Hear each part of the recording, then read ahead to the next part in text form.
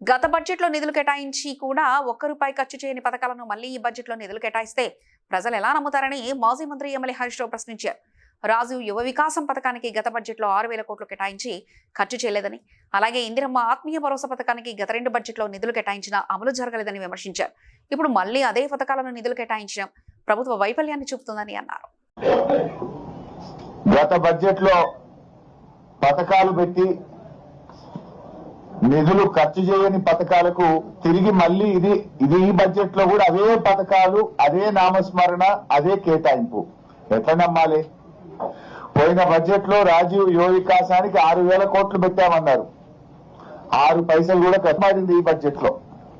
అట్లా ఇందిరమ్మ ఆత్మీయ భరోసా 24-25 బడ్జెట్ లో పెట్టిండ్రు, 25-26 బడ్జెట్ లో పెట్టిండ్రు.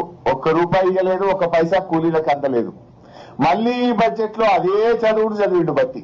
అంటే నీ బడ్జెట్ కో శాంటిటీ లేదు.